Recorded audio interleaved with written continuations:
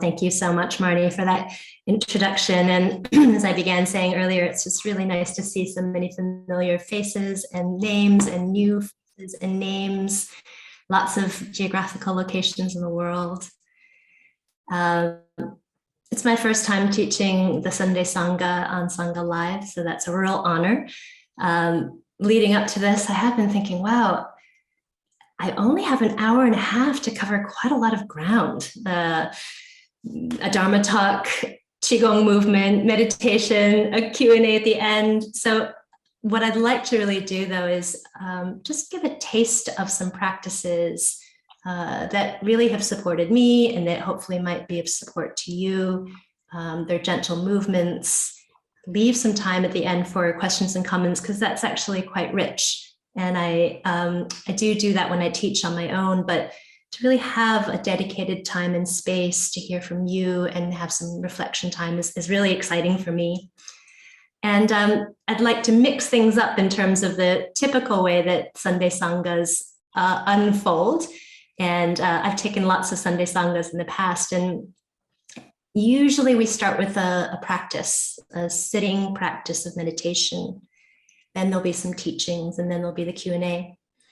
I'll leave the Q&A at the end, but I am going to start today with some teachings. And the thought behind this is really to give some of you more context for what qigong is, share some ways that for me, it's been a rich territory and crossover for another love of mine, which is Dhamma practice.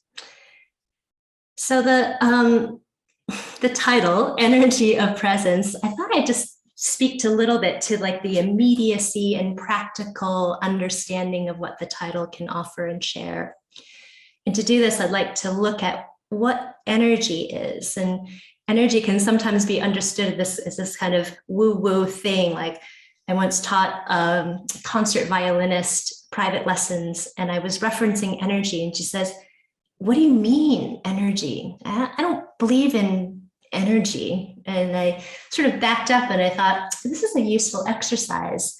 And what I'd like to do today is sort of share sort of a conventional, more scientific model of how we can understand energy, the Taoist and qigong concept and understanding of energy, and then a Buddhist understanding of energy, and try to link up the three and see how understandings of all three can be really mutually supportive in the way we show up, right? The way that we're present or not present, pulled away in thought, or just low in our bodily energy or heart or emotional, mental energy.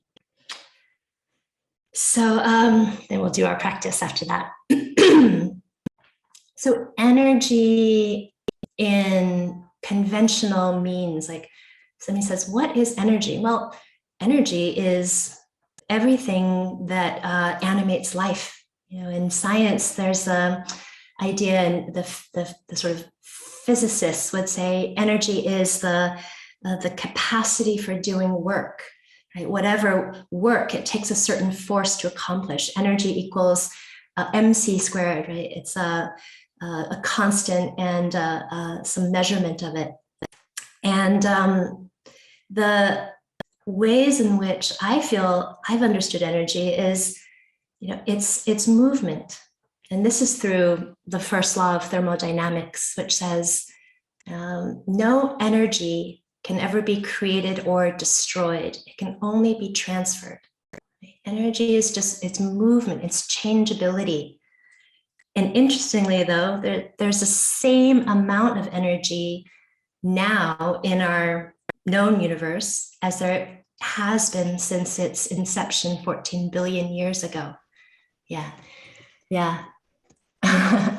And anyway, someone is saying energy is, force times d, distance. And this sense, though, of, you know, different types of energy. There's chemical, there's nuclear, there's geothermal, there's electrical, there's gravitational, there's motion, kinetic energy. There's sonic, sound energy, light energy, radiant energy. It's sort of like an electromagnetic energy. All of these move, right? And as something is moving, it's still something. My husband and I were talking about this the other day. We have a yoga teacher, Eric Schiffman, who used to like saying, something is, it's always something, and it's always moving, it's always changing, but always something, right? And energy for us in our body is at the foundational level of how we survive. And there's a movement of that in the survival that we need for basic sustenance, like the air we breathe, the food we eat. Food is chemical energy. Our cells, through digestion, get it, our circulation. The cells change that chemical energy through the mysterious mitochondrial process, and make that into ATP, adenosine triphosphate, and that's the energy of life. Plants take solar energy and photosynthesize. Animals eat things for that sustenance. So energy is not some esoteric sort of a concept. It's really at the bedrock and foundation of why we're here and how we're here. There's a sense of my voice as well. If I am speaking, the sonic energy is coming from my vocal cords and then reaching you through quite an elaborate process. And then this energy is found in nature. And this really ties in more to the qigong understandings of our energy, but it flows very well with the scientific understanding. The sun at the center of our solar system is the greatest source of heat energy. The moon is reflecting the light of the sun, but it has gravitational energy, right? And that gravitational energy is really sustaining a lot of the life that we know on the planet. Some interesting little trivia. My niece told me, she calls me Gugu in Chinese. The aunt that is the brother's sister, she says, "Do you know that the moon is so big in relationship to the Earth, unlike sort of Mars's moon, Mars's moons are smaller, but our moon is so big in relationship to the size of our planet that as it orbits our Earth, it creates this little oscillation, gravitational pull on the core of the Earth and keeps the Earth warm. And without that, the Earth would have cooled long before it, now. But because of the moon, our planet is habitable, it's livable. So in terms of this sense then of energy moving in the Taoist view in qigong, everything is energy. Everything in the universe is known as energy, and that's known as qi, or life force. Sorry, there's some ambient sound maybe picking up from others. I don't know if we can mute everyone again or mute others. And then I could unmute myself, unless that's distracting. But anyway, I'll continue. And this sense of how we can affect and shape our energy is really what I find qigong is so beneficial for.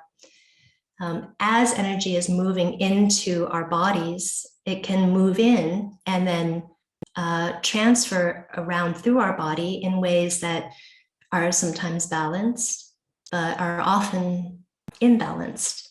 And the movement of energy becomes, in Chinese medicine, in qigong, known as either deficient or excessive.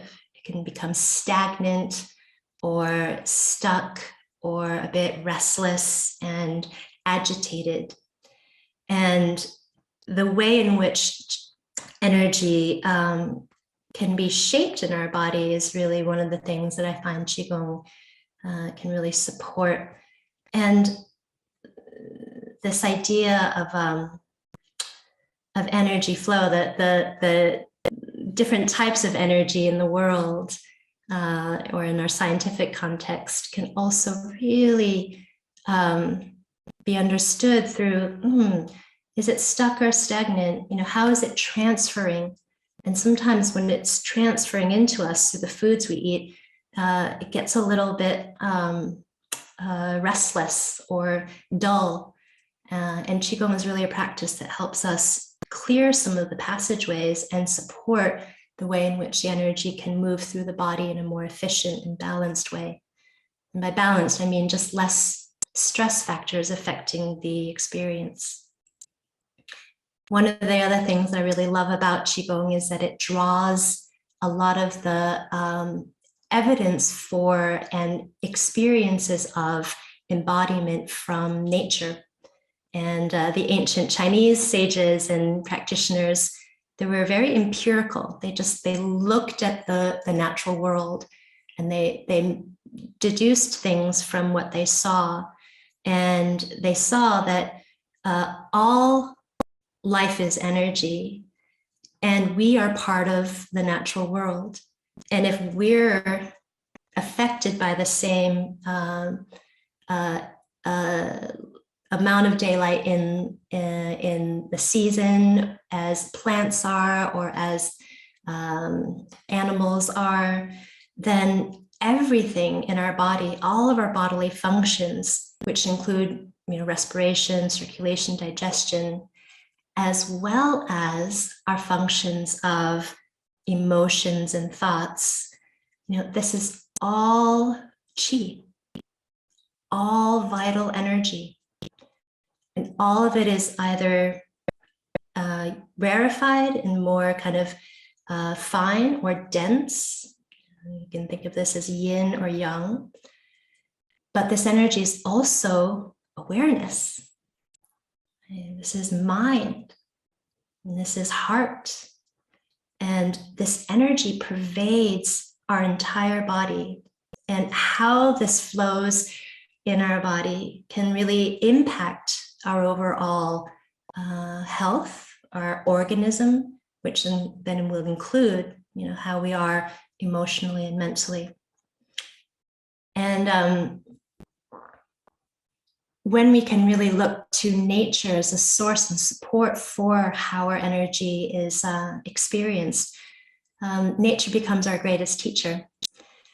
One example of this, and this is an embodied example, maybe you can just try now, is the concept of relaxing. You hear this a lot, like when you sit into meditation, relax.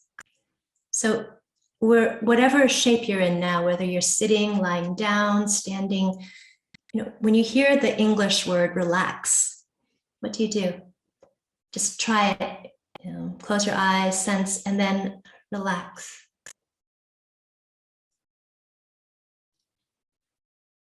If I take out my other understandings of relaxing and I just think of the word in English, relax, it's a bit of an exhale.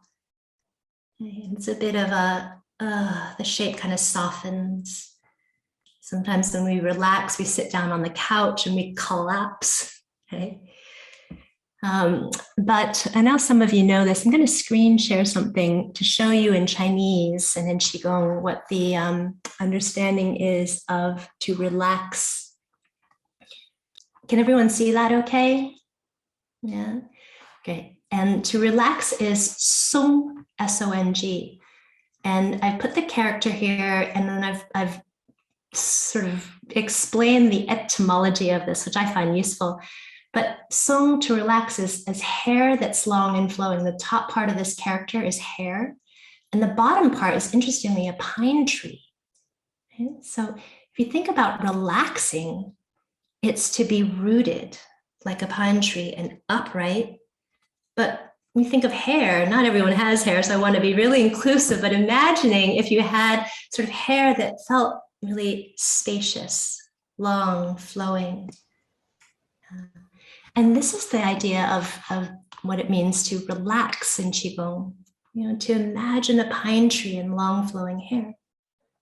So now if you just take a moment and you're sitting or standing or lying down, but to really sense like, a pine tree, to visualize that and embody that. What's the sense for you?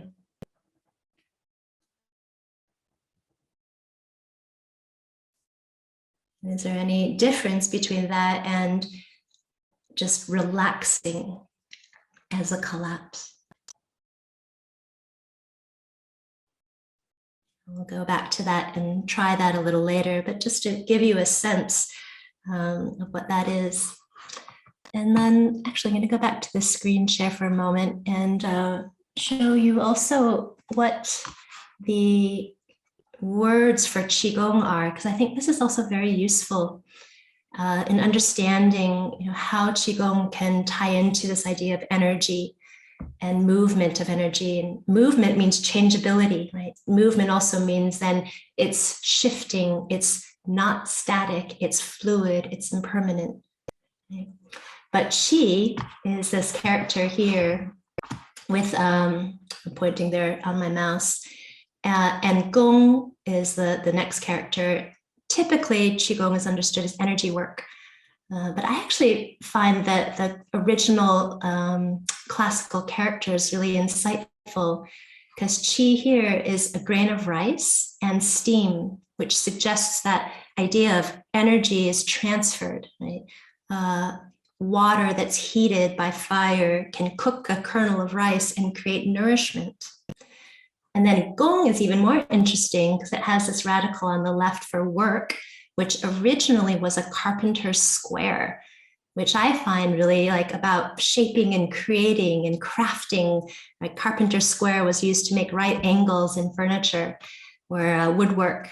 And then gong, the little part here on the right is li, which means strength, but etymologically originally was a plow. And humans used to pull plows before horses did. And so that's a suggestion of something steady and requires patience and sort of commitment. Right? So I think of qigong as a way to nourish a kernel of rice, like nourish our life energy, and crafting, and by crafting and shaping it through steadiness, patience, and skill. Stop that screen share. Yeah. Interesting. Yeah, people had commented that you're much more grounded with this idea of sung. My spine wants to straighten, feeling rooted. Yeah, really nice.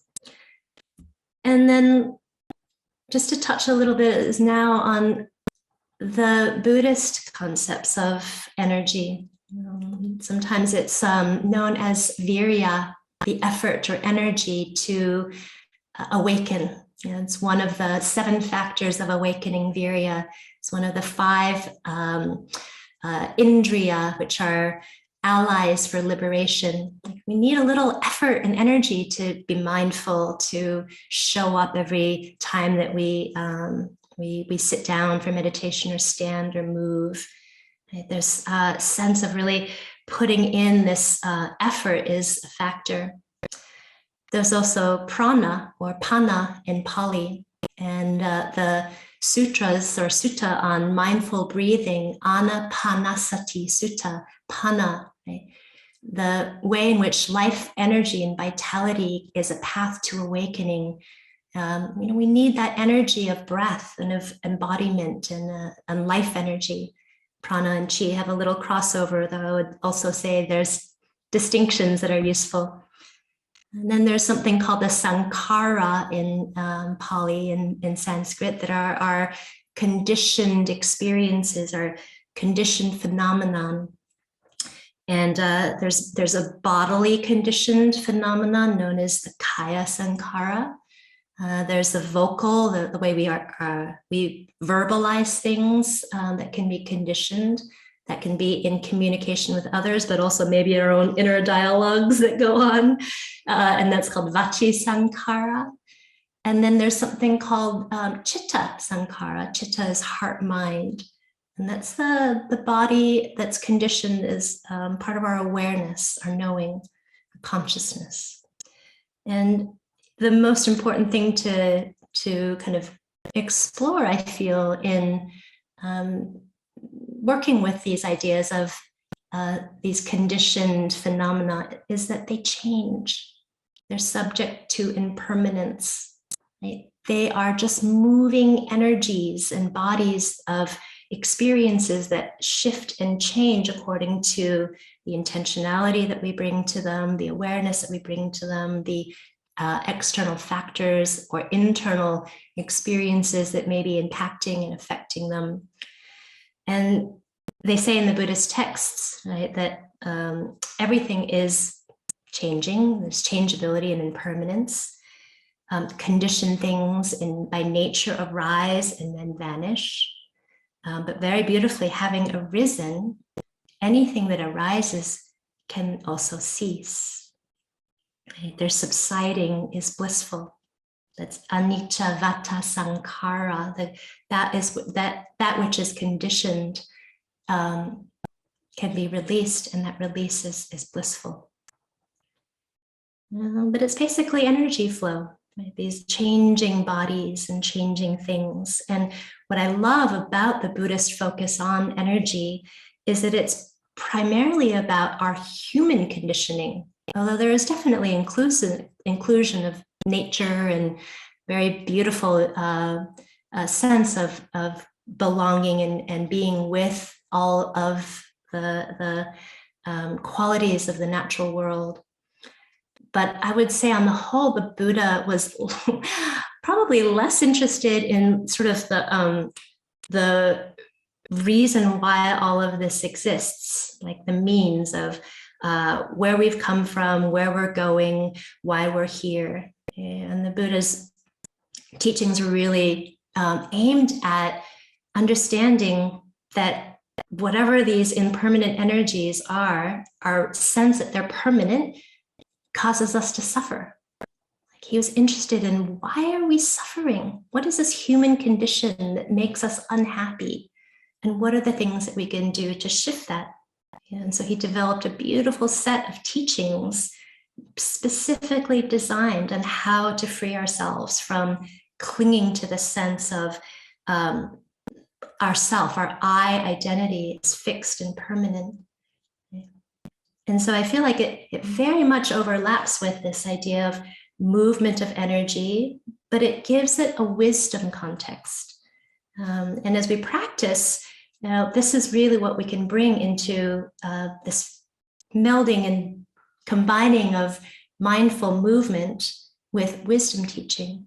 We're not just moving randomly, but in my way of understanding it, at least, there's an opportunity to really meet the way in which we move with a degree of insight, with a degree of noticing what is skillful and what is unskillful. What is really cultivating a sense of goodwill towards myself, goodwill that I can extend to others, and what are the times and occasions where there's a little hostility.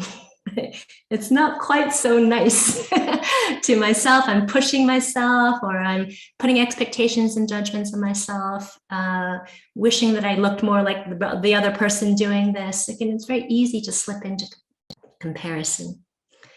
In a discussion that I had with a recent pen pal of mine, I met last summer, Ajahn Suchito. He is a pretty well-known teacher, an Ajahn, but he loves qigong. And we immediately kind of struck this chord with each other, and we've been writing each other long messages discussing this overlap. And basically he says that imbalanced qi, right, excess deficient qi, is basically imbalanced bodily formations and habits, the conditioned phenomena, the sankhara, right? And he said it's really helpful if one can really work on healing the bodily experience through attending to qi. And qigong is a really intentional movement practice designed to help with that rebalancing, help the flow of energy, help us awaken to kind of these potentials within ourselves for qualities like goodwill instead of ill will, compassion over hostility. And that movement and transfer of energy, when it's given this context of wisdom practice, just for me, just becomes a really beautiful combination. So on that note, why don't we begin a little bit of practice and bring this into our presence? How do we show up? What is the way in which movement can inform awareness and really support the way that the energies of the body shift and change, and give it like the right angle of the carpenter square, give it more precision, give it more direction, so that as we take awareness into body, there's some intentionality and there's some skill, potential skill. Okay, so it's nice to see a lot of people's cameras on. It's good for me to see a little bit of feedback. And when you're starting off, I've set up a chair here. You're welcome to use a chair and do this practice sitting down. You're also welcome to do this practice standing up. So take a moment to change position if you'd like. Come to standing if you'd like. Come to sit. And if you sit, sitting towards the kind of front edge of the chair, so the feet can be at a 90-degree angle. The shins can be sort of at a 90-degree angle to the thighs, and the spine can feel upright, showing you from the side, so you get a side view. Yeah. And as we begin, if you're standing, spread open through the toes and feel the weight even through your feet. If you're seated, allow the weight to come even through your sit bones. Rest your hands onto the abdomen, known as the lower dantian, an energy center where qi can be cultivated. Noticing what is the energy that you bring to this moment. Does the energy feel a little bit sluggish? Or does it feel restless? Does it feel bright or a little dull? Does it feel stuck and stagnant or a bit excessive? All of these are natural. They happen, and then the different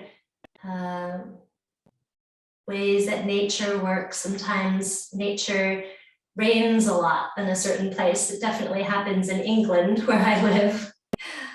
There's a lot of sluggish, stuck, muddy energy sometimes in the winter. But then that eventually will shift and move if nature is given that opportunity, and the waters recede and things flow again. So as you notice these things, not to notice them with judgment, but just to notice and be with. And then we're going to do an intentional practice. The arms and hands release. And the palms turn out to the two sides.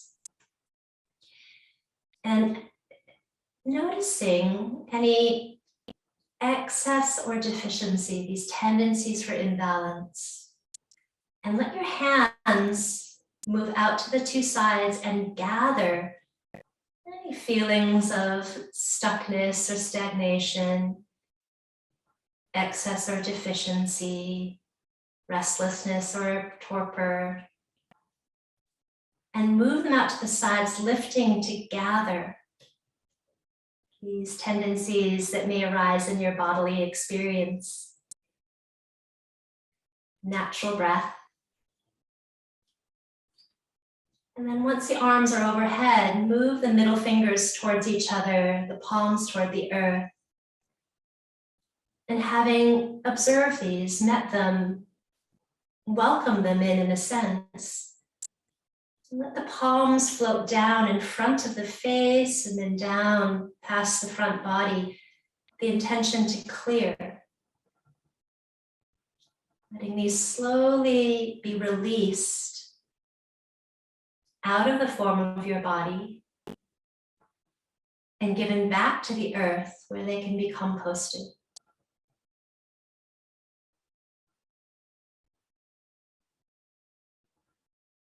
Using the kind of effort that feels gentle rather than forceful,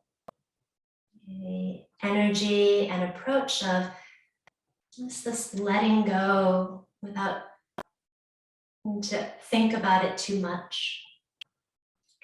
Then the same movement with a different intention. And this is to gather the opportunity and capacity for more harmonious and balanced energy. One that's maybe flowing the way a mountain brook flows from a lake in the mountain down through to a river. And fill into the space you earlier cleared with this balanced, bright, spacious movement. Filling this into your body.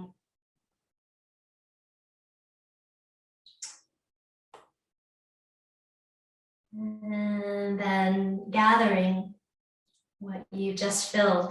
This is the third final part. Gathering this capacity and opportunity for balanced, clear, bright energy in the body. And to seal this in, sort of like sealing in some food you want to keep longer in the refrigerator. You seal an envelope so the contents don't fall out. Sealing it in so that there's a little staying and abiding presence in the body.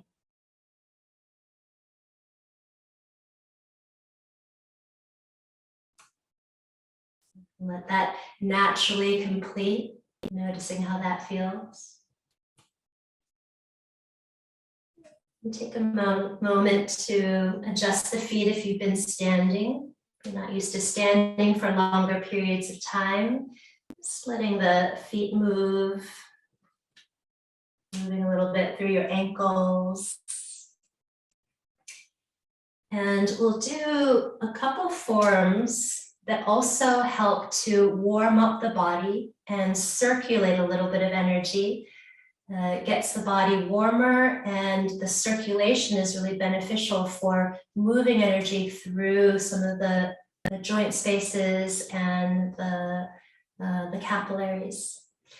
So with the feet, what they'll do, you can do this sitting and just not do the feet. So actually I'll show you seated for a moment. But with the feet, you could just lift your heel up and then put it down, lift your heel up, other heel, put it down.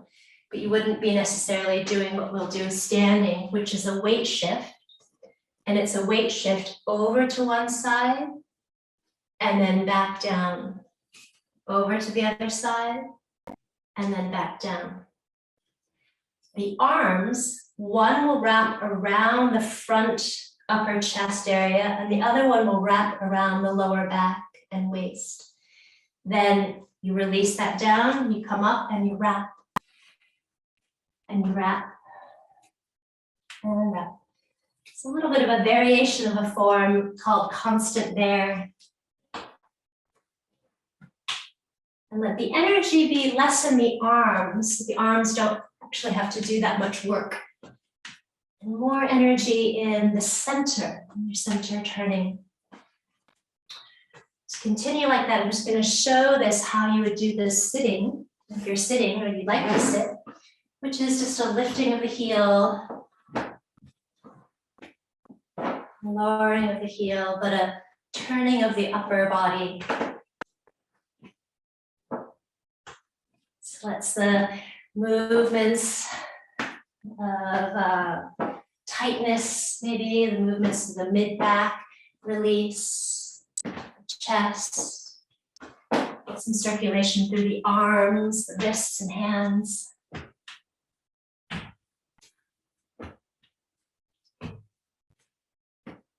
And then slow this down. Let the movements become quieter and smaller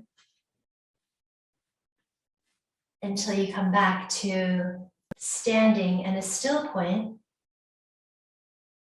Even after a minute or two, what's the energy like in the body? And can you notice any shift or change? And then the next practice we're going to do is called wild horse shaking.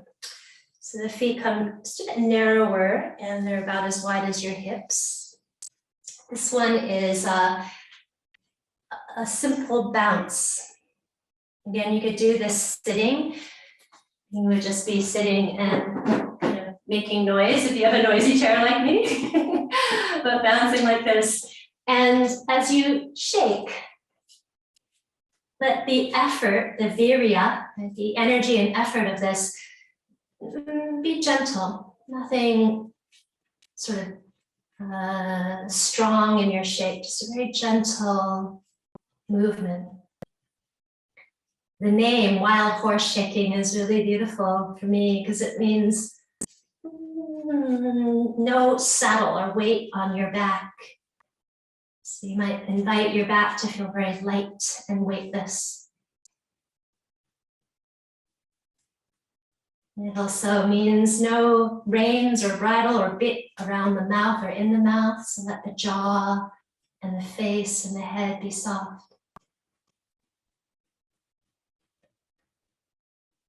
No belt around the center to hold the saddle in place. Invite the belly and the waist to relax.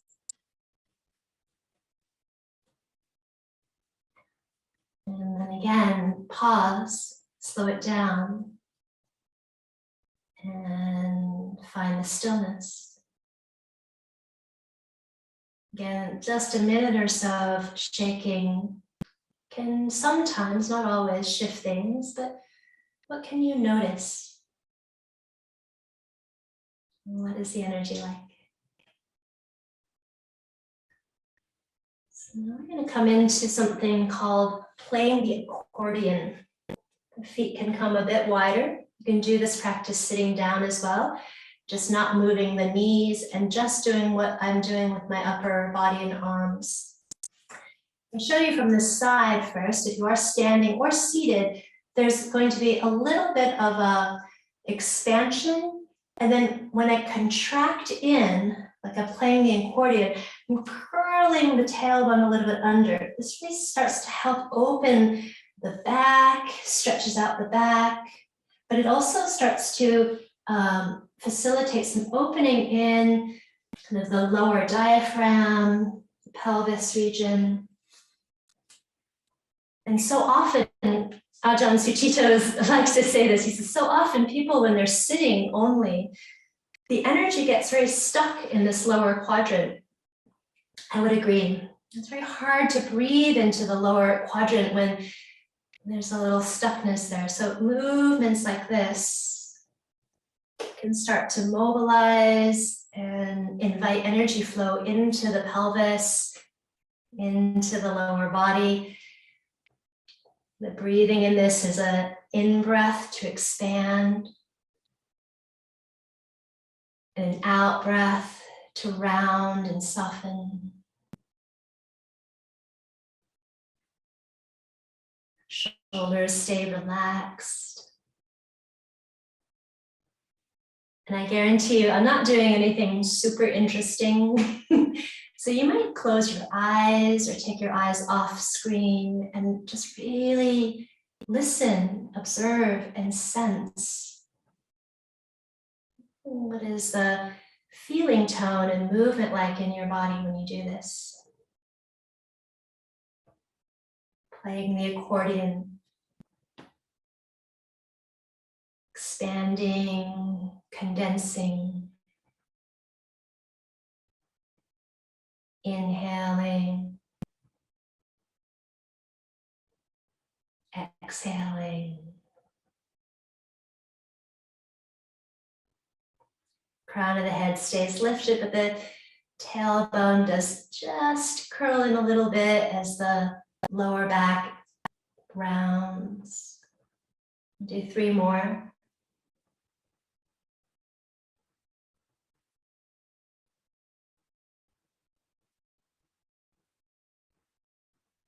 So qigong, cultivating, nourishing life energy through this shaping and crafting of it in skillful ways, patient, steady ways. Now this time as you exhale, you're gonna bring your palms to face each other. It's called qi in the 4 directions and center. The palms face each other, then they open as you breathe in the 2 directions, east and west. As you breathe out, the palms draw back towards each other, towards center. Now I'll mirror you, the left above, the right below, and north and south. In breath. And then condensing in, out breath. Expanding back into east and west as you breathe in next. Back towards center as you exhale. And the palms change. Right above, left below. Again, I'm mirroring you. Back in. And this repeats. Now the knees bend a little bit and then they straighten as I expand. So similar to playing the accordion, they contract a little as you breathe out. As arms and hands move up and down, the knees will straighten, breathing in. Breathing out, they'll condense and bend. Out as you breathe in, expanding, contracting, exhaling, yielding, growing, pushing, reaching. This is yang energy. Back to yin energy, yield, softening, releasing. And continue like that for a few rounds. Doing less with the hands and more with the whole being, your whole body. Can your whole body be an energy organism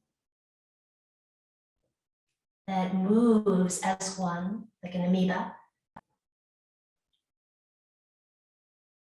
And a lot of what we can generate in qigong is this connection, contact to the whole body, to all that it is.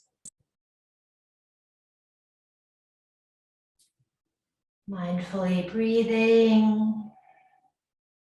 Movement is simple. What we're working with is the right amount of effort. Keeping it soft.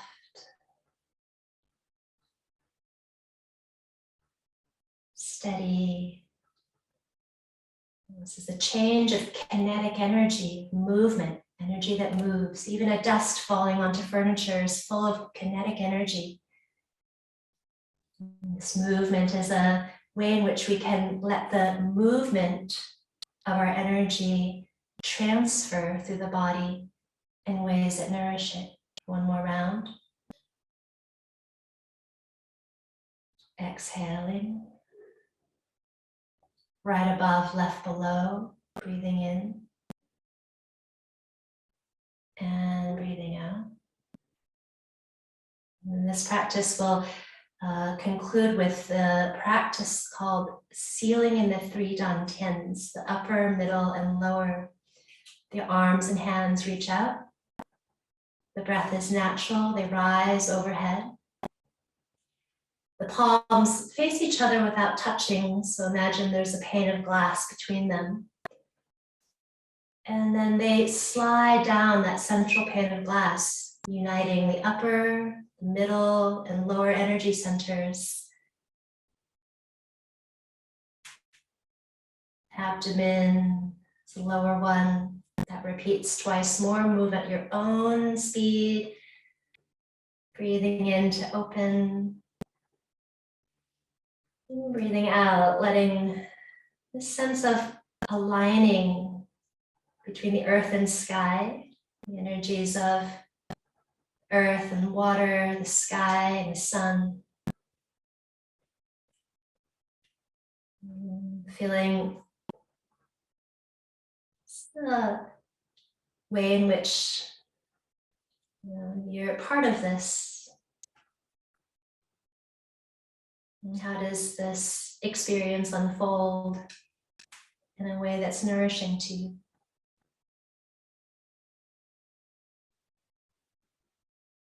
And then finishing with a gathering of just the sense of energy in the four directions, chi in the four directions and center. And feeling yourself at home here at the center of that. Filling with that sense, but also a part of it.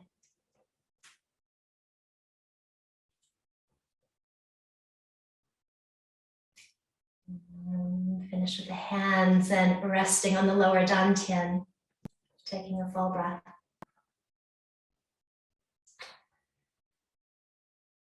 Next, we're going to do kind of a fun, goofy practice. This is very good for releasing tension in the shoulders and through the mind and the congestion around the chest and heart.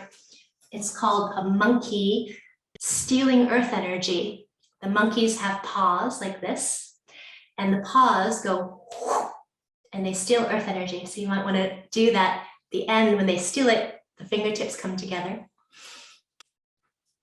And monkey has a pretty busy mind. It tends to cling and grasp at different things. And this is something that can result in a little bit of tightness, just as we might also feel kind of tight when we really kind of cling to things, wanting them to be a certain way, or overthinking and getting quite tight. So feet about shoulders distance, hands in monkey paw. So first, you're going to steal earth energy. Then contract your pelvic floor, lift your shoulders. I'll come up really close to show you. Lift your shoulders up, and then monkey, hold your breath at the top. Monkey's gonna look around from one side and then look around to the other side and see if anyone has seen them steal earth energy.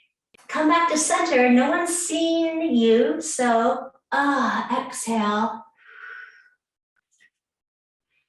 and release. Then monkey's a little cheesy or cheeky, and he's going to try to steal earth energy again. Inhale, lift the pelvic floor, lift the shoulders up high, lift the hands to your face, bend your knees, tip a little forward, look over to one side, see if anyone's seen you. Look over to the other side, see if anyone's seen you. You've stolen some earth energy, but it's no fun if no one's seen you. And so you exhale and give it back. Yeah. One more time, monkey's gonna try it. Inhaling up. Hold the breath, look over to one side. Look over to the other side. Come back to center, no one's seen you. And then you give it back. And that release is a shift of energy. Okay. Noticing what that offers your experience to have tightened and then released like a monkey. And gather the tendencies of wanting to take things, earth chi, or cling to things that can create some embodied tension, tightness, and clear. Let's settle.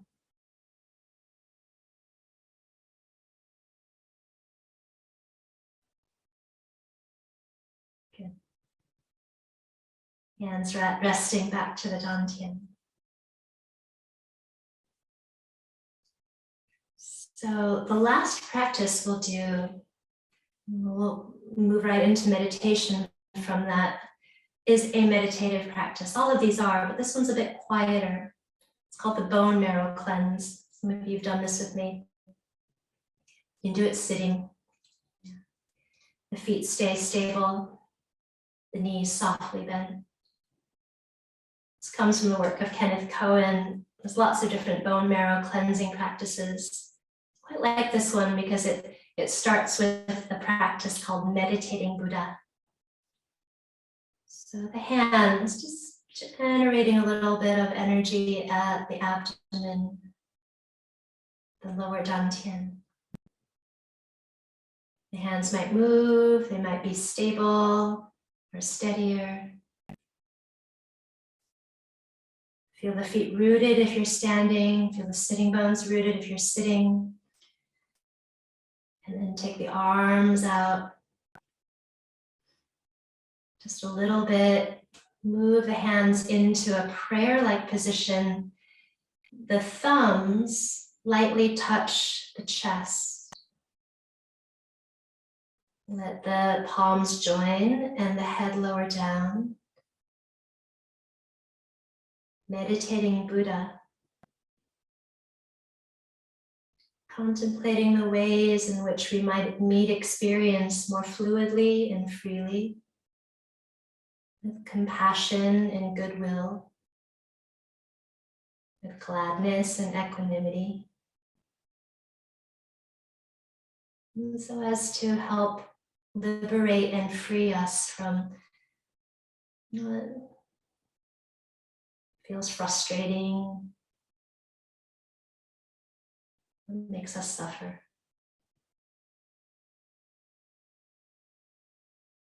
It's inward attending and listening.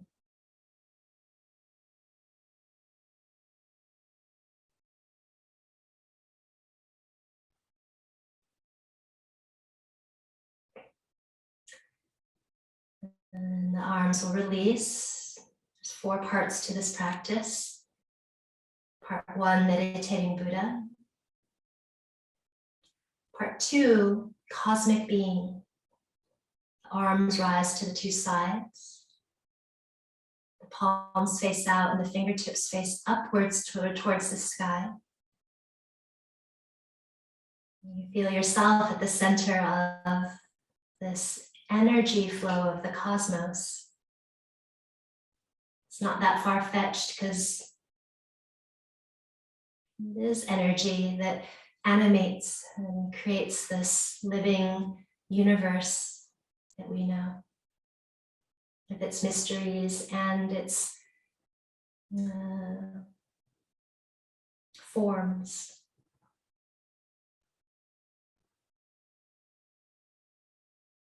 Feeling into yourself here. How can you be in this moment cosmically, cosmic being, while also still feet here, standing on the earth, crown of the head here, lifted to the sky, or sitting, with the 2 hands in the 2 directions.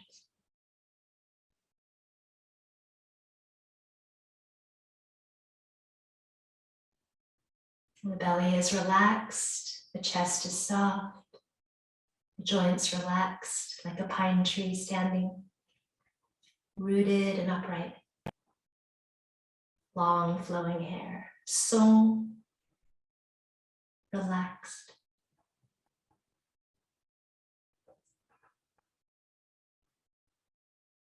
And then part 3, the arms will release. And I'm going to show you from the back so you can just see. The right palm will face outwards at the lower back. This is a point called the gate of life, or Mingmen. The left hand, I'll show you from the side, will wash the marrow. This is washing the marrow with one hand. And the left hand rises up through the center. I like to turn the palm here about the level of the forehead, and then let the palm reach up towards the sky. It doesn't have to extend far. Mirror you here. But as it reaches, open the palm to the light sources of energy, the sun, the stars, the light of the moon and its gravitational energy. Turn the palm downward towards the crown of your head and let some of that energy flow inwards through the crown of your head. And then the hand can flow downwards. Breath is natural. Washing the marrow of your bones, deep inner root of your body. Washing it with this light of the sun and the stars and the moon.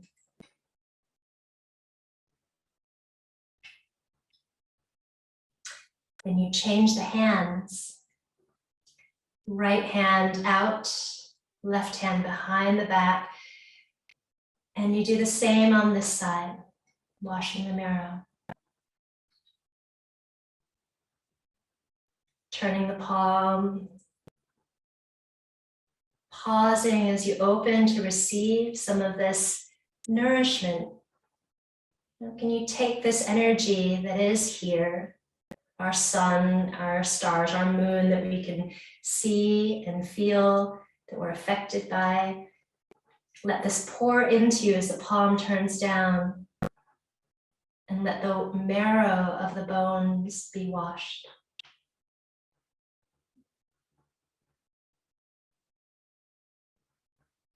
This is a kindness to the self,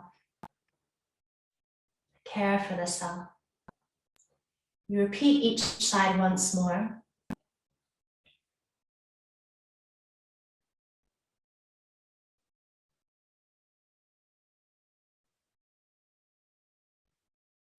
Natural breath.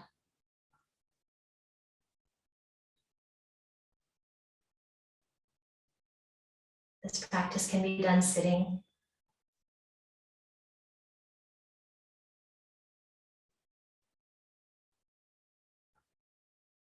It's visualizing what comes to mind for you through this practice.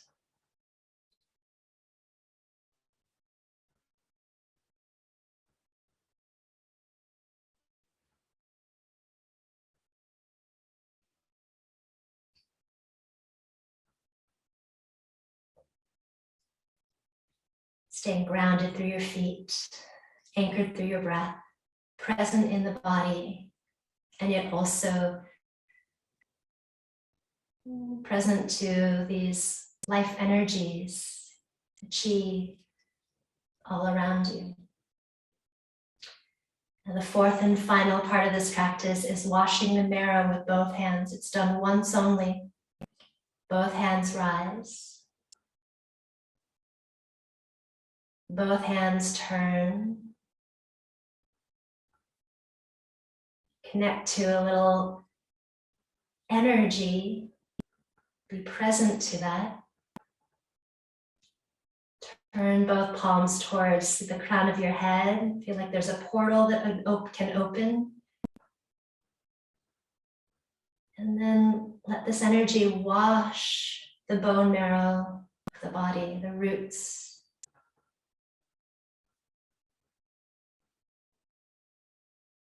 Letting it absorb, deepen, and purify, cleanse, help balance the energy of the body.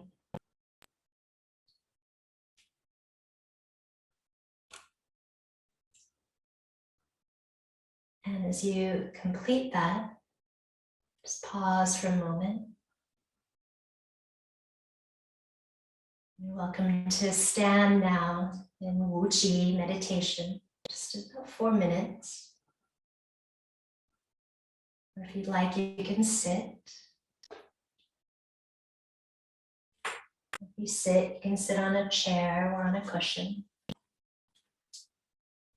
If you stand, the simple instruction is, please stand like a tree, pine tree.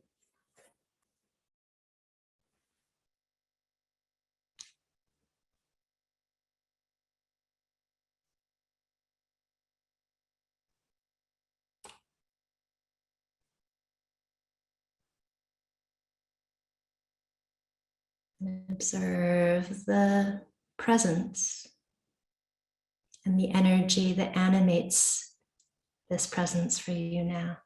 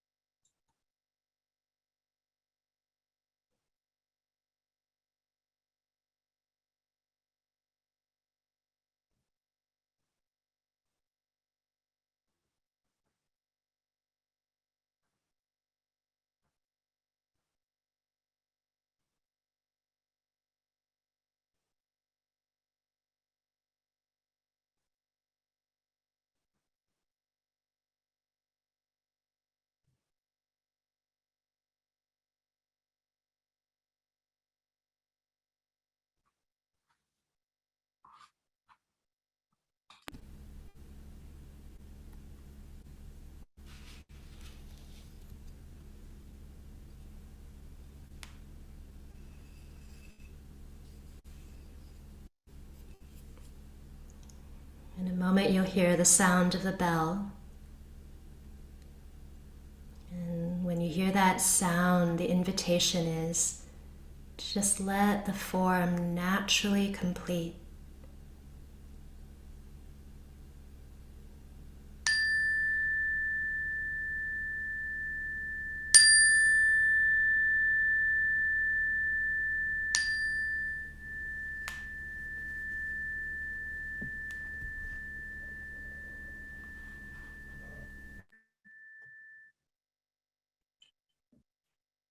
In whatever way feels intuitive. Travel your hands back to the lower dantian, the abdomen.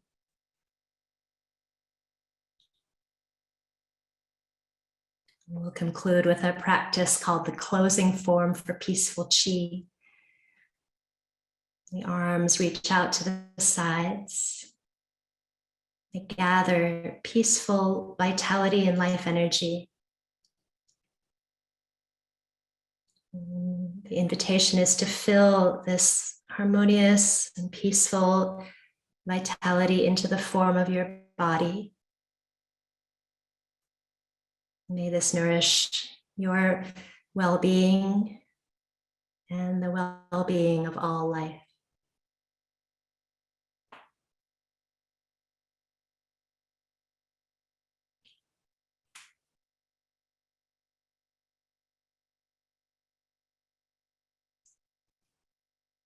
Thank you very much for practicing together. Some of you know I like to conclude with some bows. If you're open to it, you can change your view to a gallery view. And the first bow we do a bit of a qigong bow, martial arts bow, the dominant hand in a fist, the other hand over that fist. And we first bow to each other, sharing our practice together. And then the second bow is to our teachers, bowing to them, honoring them.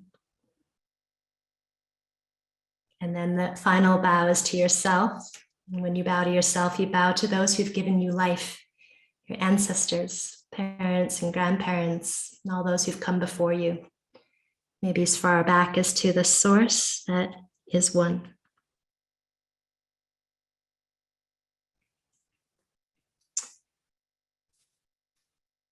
So our practice session is concluded, and I welcome any questions.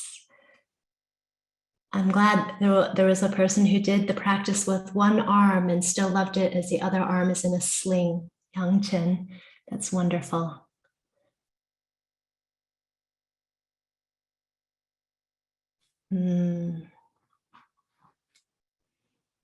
Thank you, everyone, for being here. And Jane, I see that you have your hand raised. You're welcome to come on screen if you'd like, or ask a question and unmute yourself. No, my hand went down. I'm here. I can't get on screen unless they let me on screen. I didn't get the invitation for that, but that's okay. Can you see me? There I am. Okay. I see you. Hi. There you are. Hi, Jane. Lovely to meet you, and thank you for just a beautiful session. I really appreciate it very much. I want to make a comment, and then I want to ask you a question, if you don't mind. First, I'm tingling all over, and it's wonderful. I've been practicing qigong for, oh gosh, a long time, and I teach qigong, and that relates to the question I'm going to ask you.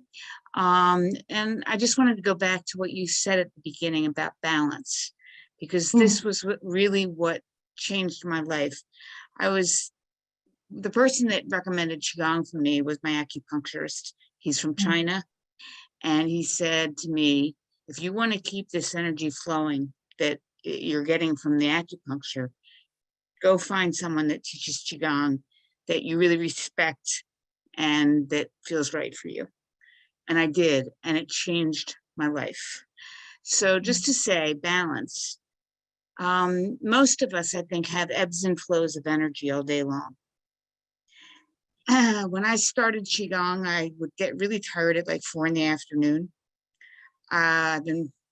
Once I practiced every day for what they call the 100-day gong, I didn't get tired at 4 anymore. My balance just became homeostasis, just so even keeled all day long. It was really powerful. I just want to share that, because practicing every day, and it's not for a long time, but long enough to make a huge impact on my life and on my health and everything. So I just wanted to share that. My question to you is, are you familiar with qigong? And if so, what is the form of qigong that you teach? If you could give a little bit more information about that. Chi love, is that what you said? Chi, C-H-I, that's how they spell it for the Americans, -L-E-L, qigong. L-E-L, I haven't heard of that. It's Luke Chan. He brought it from China into America. And I trained with him and from many of his devotees, and they all went to China and studied in China, came back, and then she taught me and certified me to be a trainer. It's quite a bit different than what you were doing today, but I wanted to tell you I loved it, especially the accordion. That was really powerful, very beautiful. So yeah, that was my question. So what form do you teach? I would say I teach an amalgam of medical, martial, spiritual qigong, and my entry into it was through an acupuncturist, Cameron Tukapua. She was actually from New Zealand and was teaching in Beijing. My first contact with it was actually at the Shaolin Temple when I was 13 years old, and I did some there. But it really made a difference when I began practicing it with Cameron, and she was my first sort of teacher who taught me forms. And after that, I studied with someone named Matthew Cohen, and he has taught a fusion of qigong, martial arts, tai chi, and yoga. But he taught me a lot of the qigong foundations that I continue and I kind of integrate into what I know now. And then I've been a real self-learner. I have studied a lot of Chinese medicine. My husband is an acupuncturist, and I just love the concepts of it and the five element theories. And he's been hugely supportive and influential in my understandings. And more recently, in the last 4 years, I've been studying internal martial arts with Shifu in Beijing. And now in the 6th generation of Baguazhang. And it's kind of blown my mind. I also study Tai Chi with a teacher in London, Huang Ping. She's also really amazing. I'll watch my tongue. I could say something else. But yeah, so the internal martial arts, Baguazhang and Tai Chi, are really influencing my understandings of Qigong. And I think it's just many cross traditions. Sometimes I've been like, oh, I don't have a real strong lineage in Qigong, but I recently read that Confucius had no teachers. Not that I want to be Confucius, but it gives me hope. He was self-taught, and he became one of the most respected and learned people in Chinese history. So, If you ever have a chance, you might be really interested in six healing sounds. I know that one. Yeah. Okay, Yeah. great. That's one of my favorites. I love 6 healing sounds. But thank you for your answer. Be well, stay well. Thanks to everybody. I'm gonna go. Thank you, Jane. Nice to meet you. Nice to meet you. So there's 4 others. Victoria, would you like to come on? Yes, thank you. I have to confess, I I just came on now because I have a meeting with an international meeting that I couldn't miss. It's a very small group of people, and it just finished late, unfortunately. But I'm so grateful. I'm going to, of course, watch the recording and learn all the wisdom you've you've transmitted. I just wanted to take this opportunity to ask you, in that I've been studying Tai Chi for almost 20 years, and I really love it. And one never learns enough, but I've had a lot less experience with Qigong, but I have had experience in various modalities with various teachers.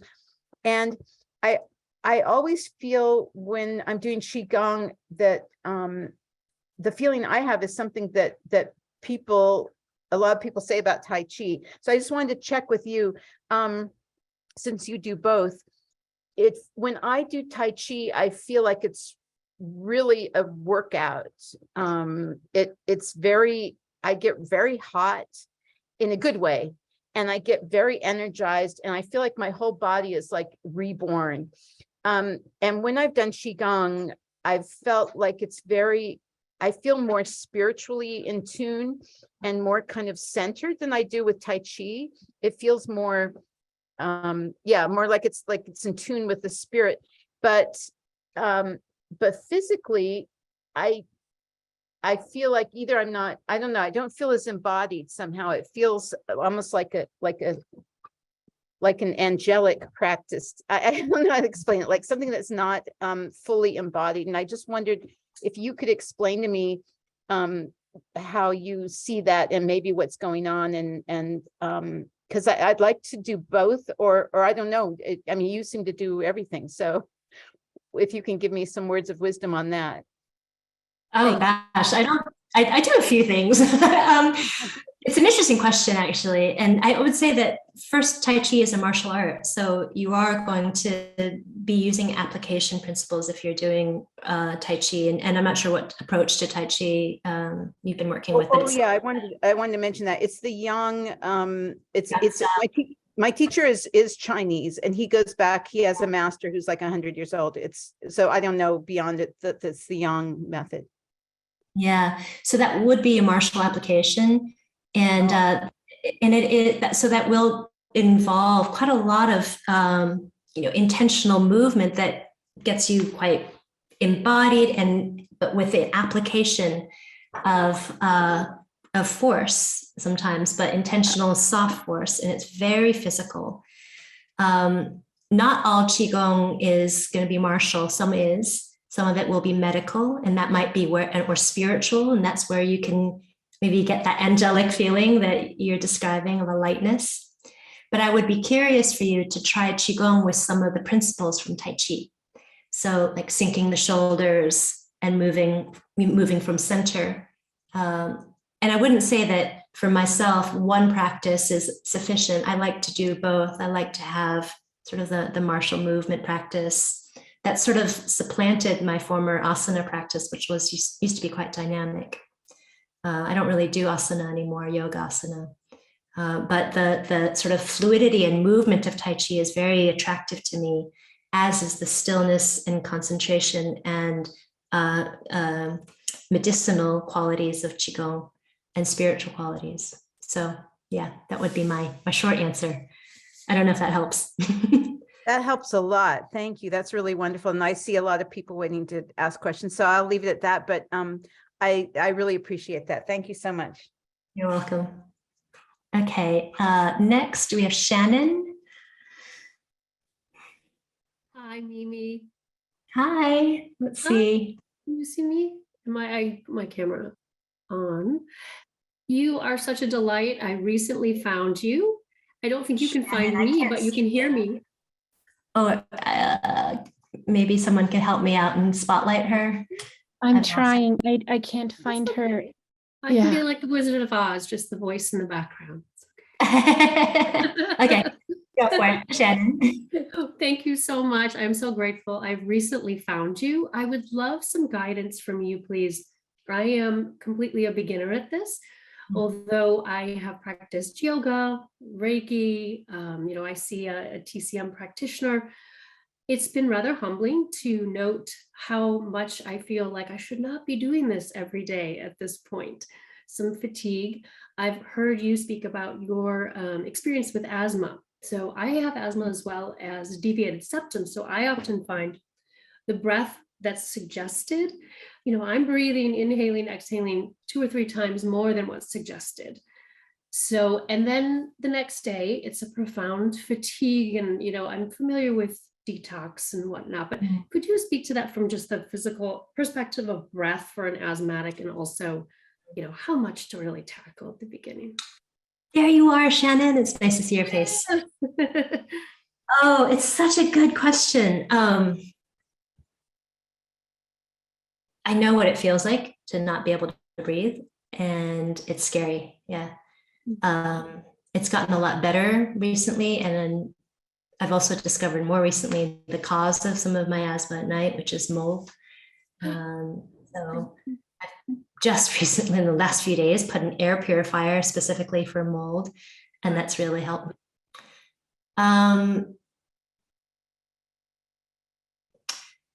The wonderful thing about qigong is it does not have to marry breath and movement ever. Yeah, there's suggestions for it, but it's very different than yoga. It's much more forgiving, a lot more latitude, and the most important thing in qigong is natural breath. But I would say never to rush the movements in order to try to make them match the breath if it feels kind of shallow or quick, but not to stress over, I need to, breathe with the movement, and you're probably finding a lot more narratives and dialogues going on in your mind during the practice that are undermining the just the nourishment of the practice. That's the Dharma teaching, right? It's like, oh, mind gets busy. I should be doing that. I should be doing something different, and I'm not doing it right, and my breath's not right. But actually, all of that can be surrendered in qigong because it's just natural breath, and you have the space in qigong for more observation. The movements are simpler. It's more it's working with more subtle energy, and you have an opportunity to explore the movement of mind. Okay? And what I would say is, when you start feeling narratives or hearing narratives, like, oh, I should be doing that or this, the nice thing is that at least with the breath, you can say, oh, it's not important. Let it be natural. Yeah. And then the breath will change over time. And especially with breath, what might help is just before you do the practices, to spend a little bit of time breathing and punctuating and bookending the breath with pauses at the top and the bottom of the breath. And just without pushing or putting expectation on the breath, just to notice and be with and enjoy the breath as however, in whatever form it's arising. And that's also a wonderful thing about the Dharma teachings, is that we're not trying to change anything. We're really actually just meeting the experience as it is and seeing what our options are and meeting that with goodwill rather than ill will, and compassion and kindness instead of judgment and hostility. How does that feel and sound? That's beautiful. It's wonderful. It lets me off the hook. I think that's what I wanted. So just to experience it. Yeah. And I think that's reason to maybe for some of the fatigue, because trying to mimic something, it's really you're mimicking someone else and it's not meeting yourself where you're at, is sort of what I'm hearing. So yeah, exactly. And I would say one of the greatest gifts of qigong to someone can be self-trust and self-regulation, and really listening to and responding to what's happening and arising with care and attention, with kind of this energy of being present to it. So we have just 2 more minutes. If there's a quick question amongst Nanki, Lauren, or Mira. Hi, Nanki. Hi, I have a very quick question, I think. I am starting the qigong just recently. I've started, and I do have a teacher who teaches once every 2 weeks.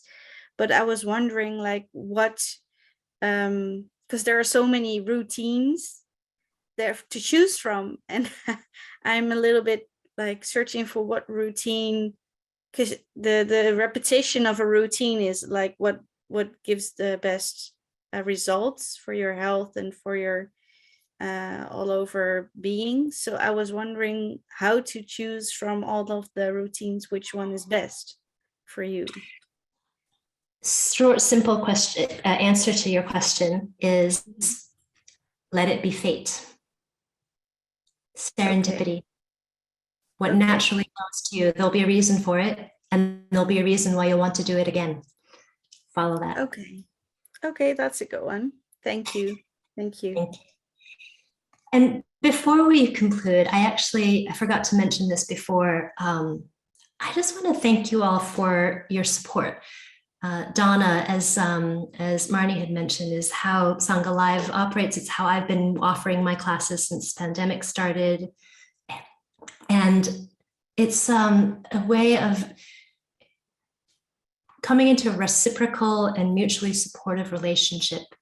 I will do my best, and I hope I in some way have been able to support you through some of the things that I've shared, the practices that we've explored, and the time for some dialogue and discussion.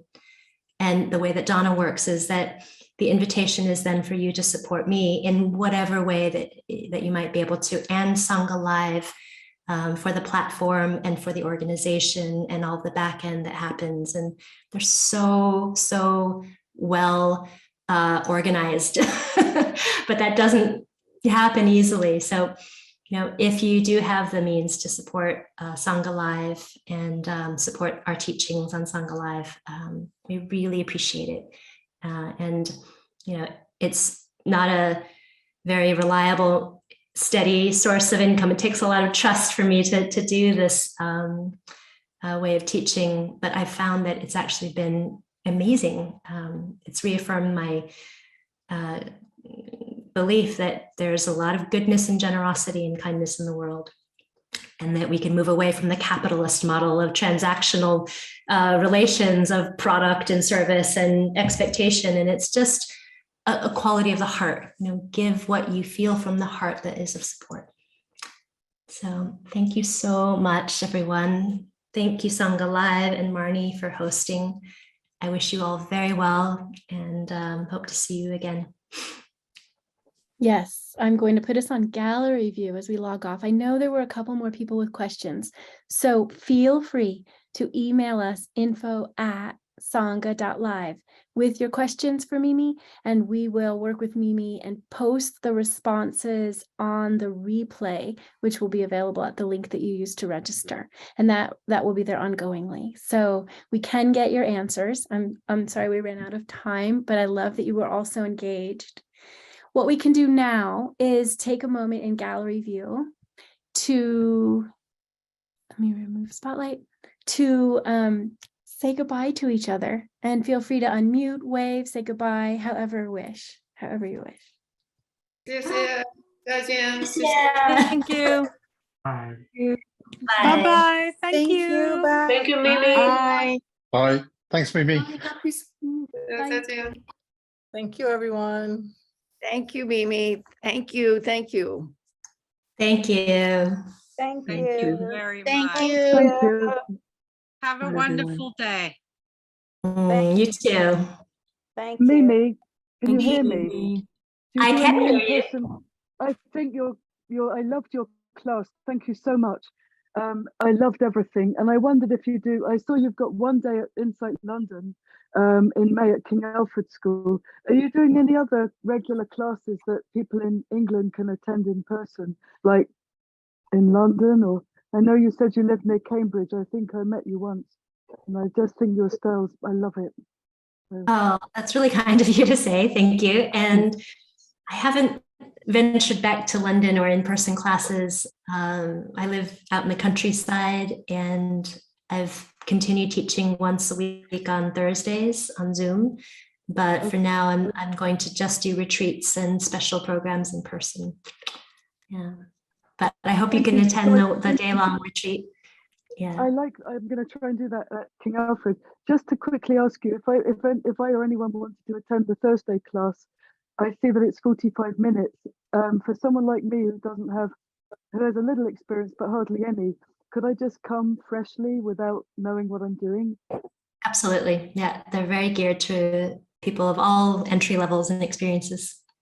So is there a number limit? Can any of us come, hundreds of people, or On Thursday? yeah. It's usually about 80 people, 60 to 80 people. Yeah. Okay. Thank But you it so will much. drop. That was January and February. I'm sure it'll get smaller. I'm really excited. I love the pine tree. Thank you very much. I wish you well. Yeah. Wish you well Thank too. you. Thank you. Maybe it was beautiful. Bye. Thank you, everyone. I'm just going to take a moment to look at the comments. They're so sweet. Oh yes, I'm glad you're doing that. There's a lot in there. Oh, it's very sweet. Lots of familiar names and faces as well.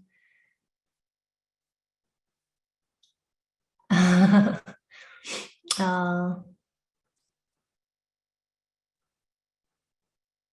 really nice. Thank you, Marnie. I know you must be busy, so I'll let you go in a moment. I'm just scrolling through to see the comments, if you don't mind. No problem.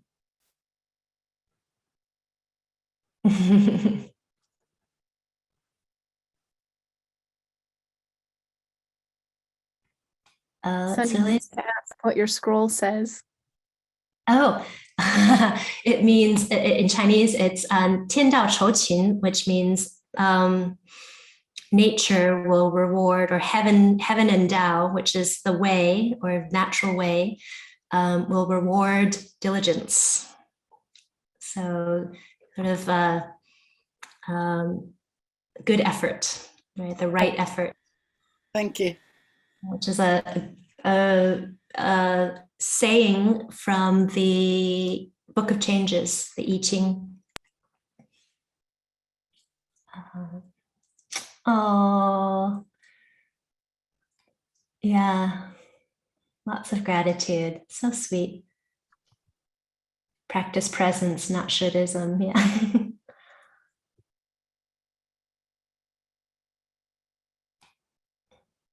Okay.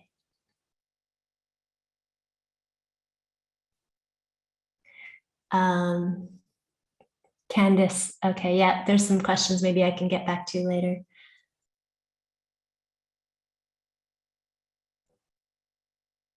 I'll email them to you, and then Caroline might be receiving the ones if anyone emailed them to you, Okay. to our Sangha Live email account, and then we can get them posted at the replay, where Great. the replay video will live. Yeah, great. A lot of people seem to have missed the first hour like you expected when the times changed. Yeah. Yeah. Luckily it is recorded. Great. Thank you so much, Marnie. And thank you, everyone. Really nice to be together. Hi, Susanna. Nice to see you. Hi, Sunny. All right. Take care.